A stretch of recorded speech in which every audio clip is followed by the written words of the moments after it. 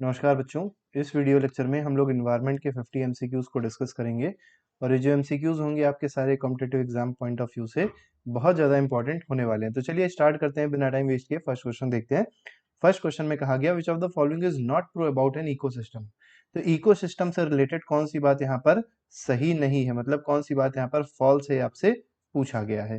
तो पहला कहा गया it represents all living organism and physical environment, ये बिल्कुल ठीक है, इसमें कुछ गलती नहीं है। In any given space time unit, ठीक है। सेकंड में कहा गया it is a functional unit, तो फंक्शनल यूनिट होती है, ये भी सही है। प्रोडक्टिविटी अपनी होती है, भी ठीक है, लेकिन ये क्लोज्ड सिस्टम नहीं होता है, ठीक है। इकोसिस्टम जो है वो कैसा सिस्टम है, ओपन सिस्टम होता है, ठीक है। तो यहाँ पर ये जो स्टेटमेंट है चौथा, ये गलत हो जाएगा। क्वेश्चन नंबर 2 पे आते हैं। सेकंड क्वेश्चन में देखिए, सेकंड क्वेश्चन कह रहा है which of the following is best description of an ecosystem. तो इकोसिस्टम क्या होता है आपसे पूछा गया है। तो community of organism interacting with one another, गलत है, ठीक है। सेकंड में कहा गया that part of earth which has been inhabited by living organism, ये भी गलत है, ठीक है। थर्ड में देखिए, थर्ड में कहा गया community of organism together with environment in which they live. देखिए इकोसिस्टम में दोनों चीजें आएंगी, कम्युनिटी ऑफ ऑर्गेनिज्म तो आएगा ही आएगा, जितने भी ऑर्गेनिज्म है आसपास है वो सब तो आएगा ही आएगा, और साथ ही साथ जो इन्वायरमेंट है जिसमें ये लोग रहते हैं वो भी आता है, ठीक है। तो इकोसिस्टम में दो चीजें इंक्लूडेड होती है, याद रखिएगा। जो ऑर्गेनिज्म है उनकी कम्युनिटी तो इंक्लूडेड होती है, और साथ ही साथ जो इन्वायरमेंट है वो भी इंक्लूडेड होता है। नेक्स्ट पे आते हैं, अगला सवाल देखते हैं। क्वेश्चन नंबर थर्ड में कहा गया है ecology is the study of relationship between. तो देखिए इकोलॉजी जो स्टडी है वो किनके रिलेशनशिप के बीच की स्टडी है, आपको यहाँ पर बताना है, मतलब किसके किसके बीच के रिलेशनशिप बताता है। तो अभी हमने आपको बताया था इकोलॉजी में दो चीज आएगी, ऑर्गेनिज्म आएगा और साथ ही साथ उसका एनवायरनमेंट आएगा। तो यहाँ पर जो ऑप्शन है वो ए ऑप्शन इसका सही हो जाएगा, ऑर्गेनिज्म एंड एनवायरनमेंट। इन दोनों के बीच की जो स्टडी होती है रिलेशनशिप की, वो हम लोग की इकोलॉजी में पढ़ते हैं, ठीक है। नेक्स्ट पे आते हैं, अगला क्वेश्चन देखेंगे। अगले क्वेश्चन में क्या कहा गया, क्वेश्चन नंबर फोर्थ है the term ecosystem was proposed by. तो ये बहुत इंपॉर्टेंट क्वेश्चन है। तो इकोसिस्टम जो टर्म है वो किसने प्रपोज किया था, तो टेंसले ने इसको प्रपोज किया था। तो यहाँ पर डी ऑप्शन सही हो जाएगा। क्वेश्चन फिफ्थ पे आते हैं विच of the following is an artificial ecosystem. तो आपको बताना है इनमें से आर्टिफिशियल इकोसिस्टम कौन सा है। तो देखिए पॉन्ड जो है, फील्ड है, फॉरेस्ट है, नन ऑफ दीज है। तो फील्ड अगर देखा जाए तो फील्ड जो होता है ये मैन मेड है, ये ह्यूमन बनाता है, ये ह्यूमन मेड होती है फील्ड, ठीक है, नेचुरल नहीं होती। जबकि पॉन्ड हो गया, फॉरेस्ट हो गए, सब नेचुरल इकोसिस्टम्स है। तो यहाँ पर फील्ड जो होगा that will be the correct answer. Question number 6 पे आते हैं विच of the following is an artificial ecosystem. देखिए आर्टिफिशियल आपसे पूछा गया कौन सा है। जैसे फॉरेस्ट है तो फॉरेस्ट आर्टिफिशियल नहीं होगा, फॉरेस्ट नेचुरल होता है, गलत हो जाएगा। लेक भी नेचुरल है, ग्रासलैंड भी नेचुरल है। तो आर्टिफिशियल क्या है, राइस फील्ड है, ये कौन बनाता है, तो ये ह्यूमन बनाते हैं, मैन मेड है, ठीक है। तो यहाँ पर ये जो ए ऑप्शन है ये आर्टिफिशियल इकोसिस्टम में आएगा। Number of organism that can be supported by the environment in a given area. तो एक पर्टिकुलर एरिया में जितने ऑर्गेनिज्म को कोई भी इन्वायरमेंट सपोर्ट कर सकता है, जीवित रख सकता है, उस चीज को क्या कहा जाता है, मतलब उस टर्म को क्या कहा जाएगा, ये पूछा गया। तो इस टर्म को कहते हैं कैरिंग कैपेसिटी। तो यहाँ पर जो बी ऑप्शन है हो जाएगा बिल्कुल सही। नेक्स्ट पे आते हैं, एट्थ क्वेश्चन में कहा गया which of the following term describes not only the physical space occupied by an organism but also its functional role in the community of organism. तो देखिए केवल बात करी गई कि वो फिजिकल, मतलब वो केवल फिजिकल स्पेस को नहीं बता रहा है ऑर्गेनिज्म की, लेकिन जो फंक्शनल रोल होता है कम्युनिटी के साथ में उस ऑर्गेनिज्म का, उसके बारे में भी किसका कौन डिस्कशन करता है। मतलब फिजिकल तो डिस्कशन होता ही है, मतलब फिजिकल जो स्पेस ऑक्यूपाई कर रहा है ऑर्गेनिज्म वो तो वहां डिस्कस होगा ही होगा, और साथ ही साथ जो फंक्शनल रोल कम्युनिटी के साथ हो रहा है उसको भी वहां पर डिस्कस किया जाता है, कह सकते हैं कि उसको वहां पर देखा जाता है। तो ये चीज किस में होती है, किस टर्म की यहाँ बात हो रही है, तो इकोलॉजिकल निच की बात हो रही है। तो यहाँ पर बी ऑप्शन जो है that is the correct answer. और याद रखिएगा इकोलॉजिकल निच जो होता है वो हर एक ऑर्गेनिज्म का बिल्कुल अलग होता है। नेक्स्ट पे आते हैं, क्वेश्चन नंबर 9 में कहा गया which of the following ecosystem covers the largest area on the earth surface. तो अर्थ सरफेस पे अगर आप देखें सबसे ज्यादा एरिया कौन कवर करता है, कौन सा इकोसिस्टम कवर करता है, तो ये है मरीन इकोसिस्टम। ओशन हो गए, रिवर्स हो गई, सीज हो गई, तो ये सबसे ज्यादा एरिया कवर करते हैं। क्वेश्चन नंबर 9 में देखिए, 9 क्या कह रहा है, 9 में कहा गया है which of the following is largest ecosystem of the world. Same वही क्वेश्चन है, लेकिन यहाँ पर आंसर क्या हो जाएगा, उष्ण आ जाएगा, लार्जेस्ट है। Which of the following does not help to maintain ecological balance. तो इकोलॉजिकल बैलेंस को कौन मेंटेन नहीं रखता है, डज नॉट मतलब कौन नहीं रखता है इकोलॉजिकल बैलेंस को मेंटेन। तो फॉरेस्ट को अगर आप कट कर रहे हैं तो इकोलॉजिकल बैलेंस डिस्टर्ब हो जाएगा। तो यही जो है ये इकोलॉजिकल बैलेंस को मेंटेन नहीं रखेगा। एफॉरेस्टेशन रखेगा, रेन वाटर मैनेजमेंट भी रखेगा, बायोलॉजिकल रिजर्व भी रखेंगे। मतलब एक तरीके से कह सकते हैं कि ये तीनों तीनों जो लिखे हुए हैं ये इकोलॉजिकल बैलेंस को मेंटेन करने में मदद करते हैं। क्वेश्चन नंबर 12 पे आते हैं। Which one of the following is one of the main cause of ecological imbalance in India. तो इकोलॉजिकल इम्बैलेंस जो हो रहा है वो किसकी वजह से हो रहा है ये आपको यहाँ पर बताना है। ठीक है, तो इकोलॉजिकल इम्बैलेंस के पीछे जो रीजन है वो क्या है, वो मेन अगर रीजन देखा जाए तो वो डिफॉरेस्टेशन है। ठीक है, पेड़ काटेंगे तो इकोलॉजिकल इम्बैलेंस होने ही वाला है, तो वही भारत में भी एक बहुत बड़ा कारण है, सबसे मेन फैक्टर यही है। क्वेश्चन नंबर 13 पे आते हैं। विच of the following is an act that disturbs the ecological balance को डिस्टर्ब कौन करता है, ये आपको यहाँ पर बताना है। तो लंबरिंग जो होती है, लंबरिंग एक तरीके से होता है जो फॉरेस्ट में लकड़ियां कटती हैं, ठीक है, तो उसके बड़े बड़े जो फट्टे बनते हैं, ये कह सकते हैं वुडन ब्लॉक बनते हैं, तो कहीं ना कहीं लंबरिंग तभी होगी जब पेड़ कटेंगे। ठीक है, तो कहीं ना कहीं यही जो एक्टिविटी है ये इकोलॉजिकल इम्बैलेंस को क्या कर देती है, डिस्टर्ब कर देती है। हालांकि सोशल फॉरेस्ट्री हो गया, वन महोत्सव हो गया, फॉरेस्टेशन हो गया, ये तो इकोलॉजिकल बैलेंस को मेंटेन करने के लिए किया जाता है। ठीक है, तो यहाँ पर ए ऑप्शन इसलिए सही हो जाएगा। क्वेश्चन नंबर 14 में कहा गया the highest trophic level in an ecosystem is obtained by. तो सबसे ऊपर जो ट्रॉफिक लेवल में होते हैं वो कौन होते हैं, वो होते हैं डीकम्पोजर्स। और सबसे नीचे अगर पूछा जाए कौन होते हैं, तो ये ऑटोट्रॉफ्स होते हैं, या इसको हम लोग प्लांट्स भी कह सकते हैं, जो ग्रीन प्लांट्स होते हैं। ठीक है, ग्रीन प्लांट्स याद रखिएगा, ग्रीन प्लांट्स होते हैं, ये जो होते हैं ये सबसे नीचे होते हैं इकोसिस्टम में। नेक्स्ट पे आते हैं, नेक्स्ट क्वेश्चन, क्वेश्चन नंबर 15 में कहा गया which of the following is not a biotic component of an ecosystem. Biotic का मतलब क्या होता है, लिविंग, और एबायोटिक का मतलब होता है नॉन लिविंग। तो इसमें से कौन सा लिविंग नहीं है पूछा गया है, तो एयर, प्लांट, बैक्टीरिया, एनिमल्स, तो एयर यहाँ पर नॉन बायोटिक कंपोनेंट होगा।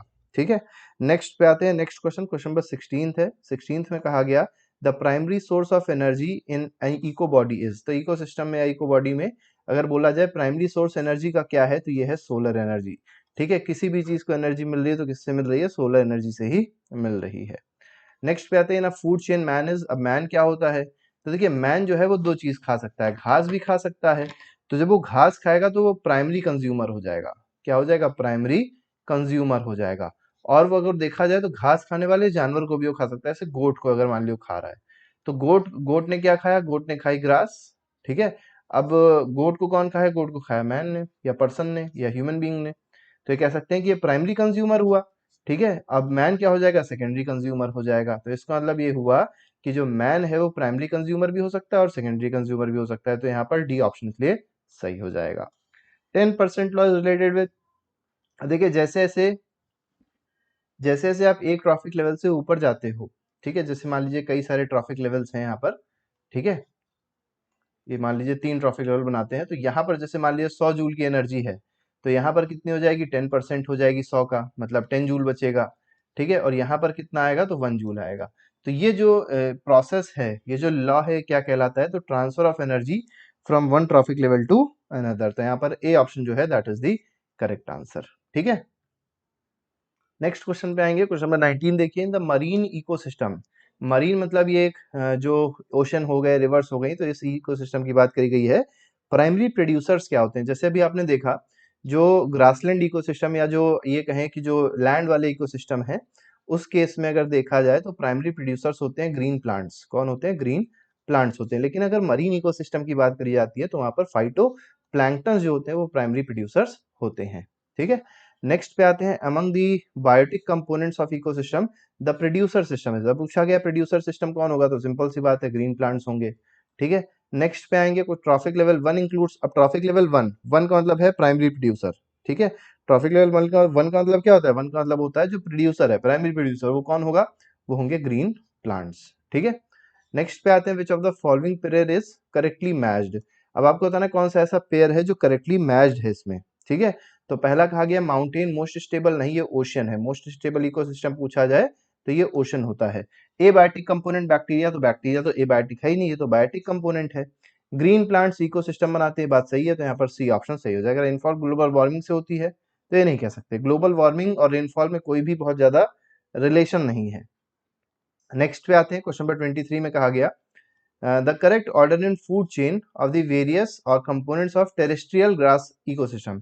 तो देखिए टेरेस्ट्रियल ग्रास इकोसिस्टम या ग्रासलैंड या टेरेस्ट्रियल इकोसिस्टम की बात करी गई है, लैंड की बात करी गई। लैंड में अगर देखा जाए तो सबसे पहले कौन आएगा, सबसे पहले मतलब प्रोड्यूसर तो दिया ही नहीं, ग्रीन प्लांट, या ग्रास दे दी गई तो ग्रास को कौन खाएगा, ग्रास हॉपर खाएगा।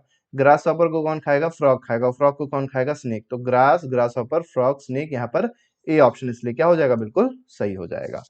क्वेश्चन नंबर 24 आते हैं। 24 क्वेश्चन को देखेंगे। 24 में कहा गया which of the following constitute a food chain. अब देखिए इसमें से फूड चेन क्या है ये आपको यहाँ पर बताना है। तो ग्रास, व्हीट, मैंगो गलत है, ठीक है। ग्रास, गोट, ह्यूमन ये सही है, ठीक है। तो ग्रास को किसने खाया, ग्रास को गोट ने खाया, और गोट को किसने खाया, गोट को ह्यूमन बीइंग ने खाया। तो इसलिए ये जो आपका प्रोसेस दिया है, जो फूड चेन दी है, बिल्कुल सही है। नेक्स्ट पे आते हैं। 25 में कहा गया biomass pyramid is reverse in which type of ecosystem.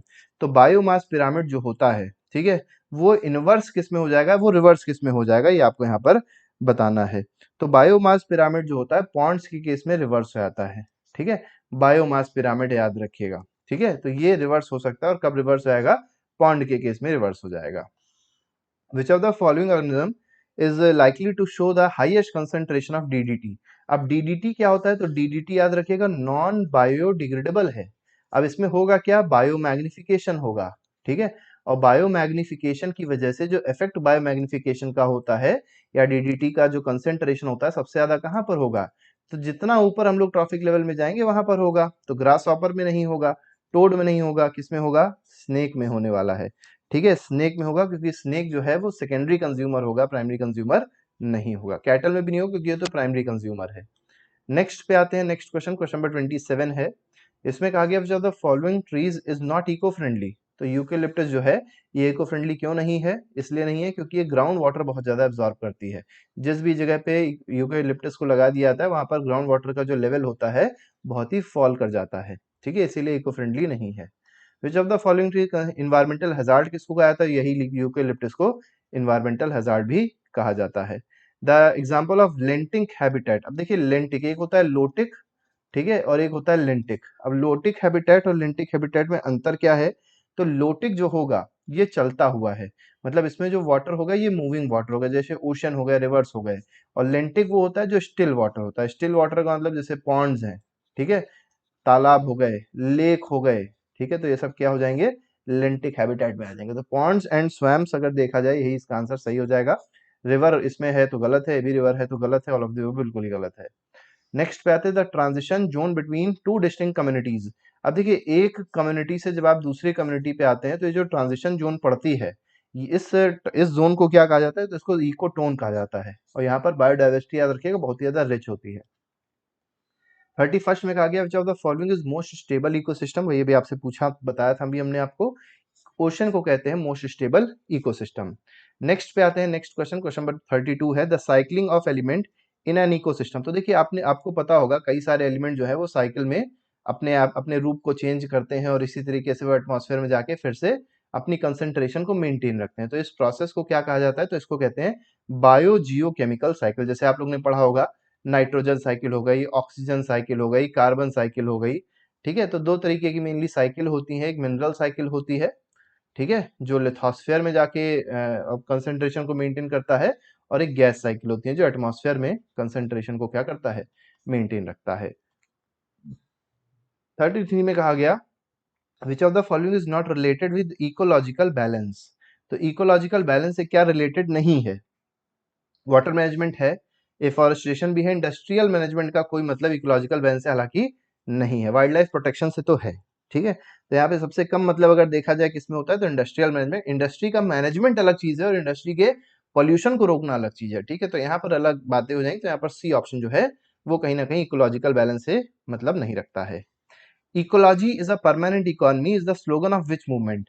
तो देखिए इकोलॉजी जो है वो परमानेंट इकोनॉमी है, ये किस मूवमेंट का स्लोगन है, तो आपको पता होगा इस मूवमेंट के बारे में। चिपको मूवमेंट बहुत फेमस मूवमेंट है, चिपको मूवमेंट का स्लोगन है, ठीक है। नेक्स्ट पे आते हैं। क्वेश्चन नंबर 34 में कहा गया चिपको मूवमेंट इज रिलेटेड टू। अब देखिए चिपको मूवमेंट नाम से पता चला है चिपकना, चिपकना मतलब पेस्ट हो जाना।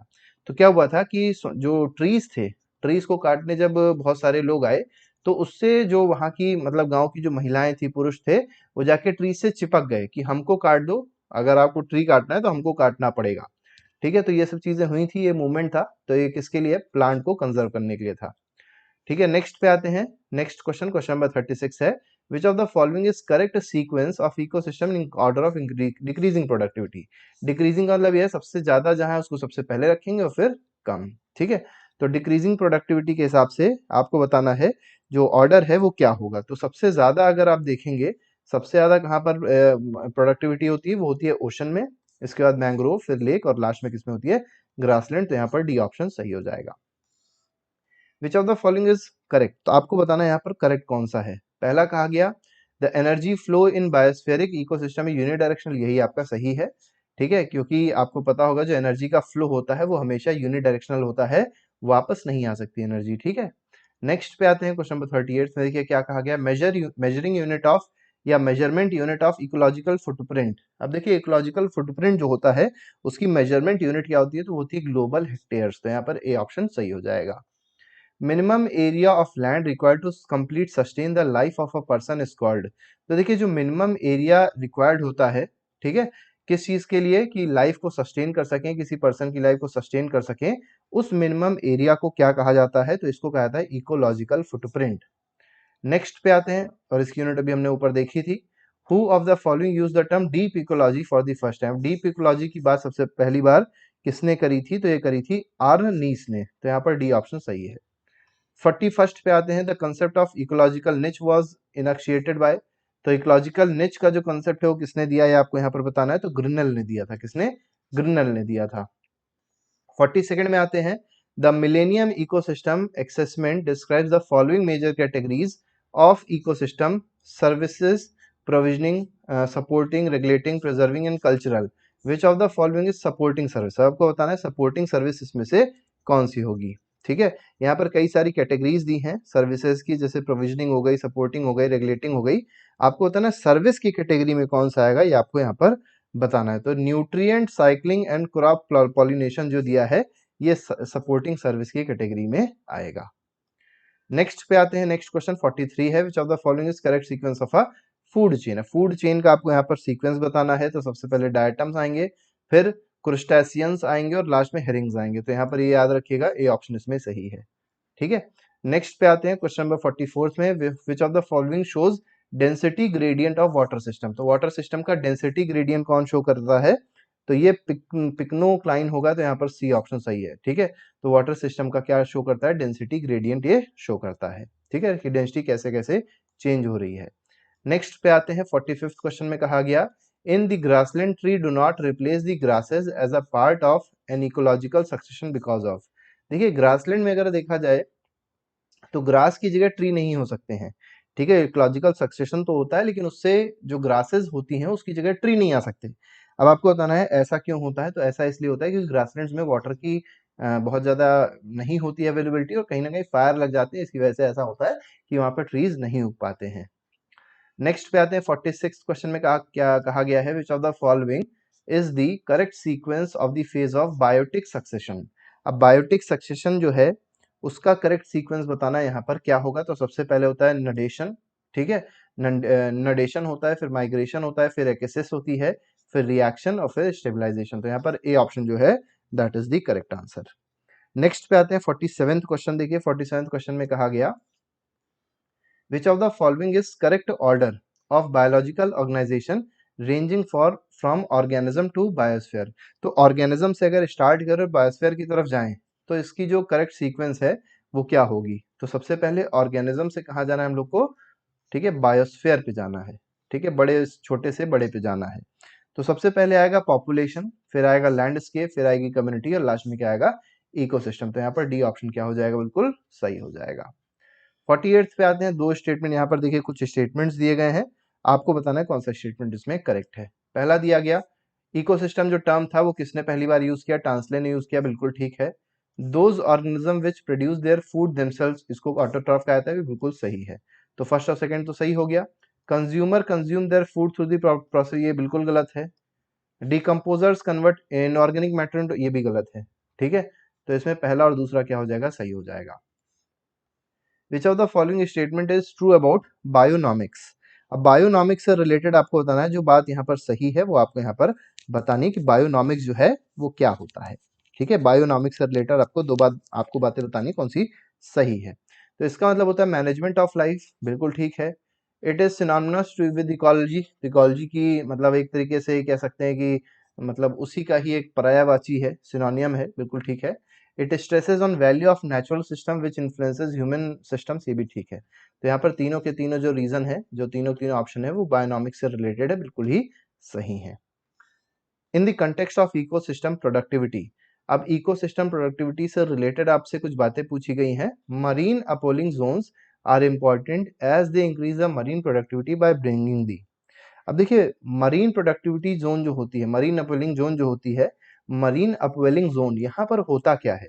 तो यहाँ पर जो न्यूट्रिएंट्स होते हैं वो कहाँ जाते हैं? सरफेस पे आते हैं, जिसकी वजह से जो मरीन की प्रोडक्टिविटी है यहाँ पर बढ़ जाती है। ठीक, तो यहाँ पर सेकंड ऑप्शन जो हो जाएगा वो सही हो जाएगा। ठीक है, नेक्स्ट पे आते हैं इको सेंसिटिव जोन की बात करी गई। इको सेंसिटिव जोन देख लेते हैं क्या बोला गया है। तो यहाँ पर कहा गया ये एरियाज होते हैं which are declared under wild life protection act 18, नहीं, वाइल्ड लाइफ प्रोटेक्शन एक्ट से ना आया इको सेंसिटिव जोन, ये आया इन्वायरमेंटल प्रोटेक्शन एक्ट से। ठीक है, इन्वायरमेंटल प्रोटेक्शन एक्ट से आया, और कब का एक्ट है? तो 1986 का एक्ट है, उससे आया है। The purpose of declaration of eco sensitive zone is to prohibit all kind of human activities in those zones. गलत है। देखिए, यहाँ पे जो सारे ह्यूमन की एक्टिविटीज हैं ये प्रोहिबिट नहीं होती हैं, कुछ ह्यूमन की एक्टिविटीज होती हैं जिसको कर सकते हैं। ठीक है, छोटी मोटी एक्टिविटीज यहाँ कर सकते हैं, ऐसा नहीं है। तो यहाँ पर फर्स्ट और सेकंड दोनों ही ऑप्शन जो है बिल्कुल गलत है इको सेंसिटिव जोन से रिलेटेड। नेक्स्ट में कहा गया कंसीडरिंग, कुछ और एक आध क्वेश्चन बचे हुए हैं, the food chain of ecosystem. अब बोला गया डिकम्पोजर इसमें से कौन कौन से होते हैं? तो देखिए, फंजाई हो गया, बैक्टीरिया हो गया डिकम्पोजर, वायरस डिकम्पोजर नहीं होता है, याद रखिएगा। ठीक है, 53rd क्वेश्चन देख लेते हैं। 53rd इसके बाद आखिरी क्वेश्चन है। इसमें कहा गया which of the following are primary consumer. अब प्राइमरी कंज्यूमर इसमें कौन कौन सा होगा? प्राइमरी कंज्यूमर का मतलब ये हुआ जो सबसे छोटी चीज को खा जाए, मतलब जो प्लांट को खा जाए या जो घास को खा जाए, ऐसी चीजें जो प्राइमरी कंज्यूमर है वो कौन है? ठीक है, तो डियर मतलब हिरन है, घास खाता है, बिल्कुल ठीक है। आंट भी कहीं ना कहीं छोटी मोटी चीजें खा देता है। ठीक है, ऑटोट्रॉप्स को, तो इसमें ये फर्स्ट और सेकंड जो है वो सही हो जाएगा। तो यहाँ पर ए ऑप्शन 1 और 2 सही है इसका। फॉक्स और टाइगर जो है ये तो प्राइमरी कंज्यूमर नहीं, सेकेंडरी कंज्यूमर है। ठीक है, नेक्स्ट पे आते हैं, नेक्स्ट क्वेश्चन को देखेंगे। नेक्स्ट क्वेश्चन क्या है? लास्ट क्वेश्चन है आज का। Considering the food chain in an ecosystem consider the following statement. तो आपको कुछ स्टेटमेंट्स यहाँ दिए, फिर आपको बताना है कौन सा स्टेटमेंट यहाँ पर सही है। पहला दिया गया, food chain illustrates the order in which a chain of organism feed upon each other, बिल्कुल सही है। नेक्स्ट में कहा गया food chain are found within the species, गलत है। ठीक है, सेम पॉपुलेशन की स्पीशीज में नहीं पाए जाते हैं। ठीक है, स्पीशीज की पॉपुलेशन नहीं, दूसरी स्पीशीज में पाए जा सकते हैं। ठीक है, अलग अलग स्पीशीज के बीच, और जो यहाँ पर बात करी गई with in the population of, ये गलत है। ठीक है, विद इन नहीं होता है।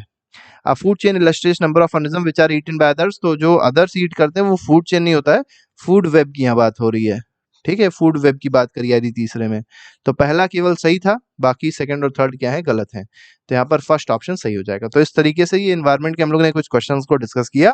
इसके अलावा और भी कई सारे क्वेश्चंस हैं जिसको प्लेलिस्ट में लगा दिया गया है, आप लोग देख सकते हैं और अपने रिवीजन को अच्छे से कर सकते हैं। अभी के लिए फिलहाल thank you very much, good bye, जय हिंद।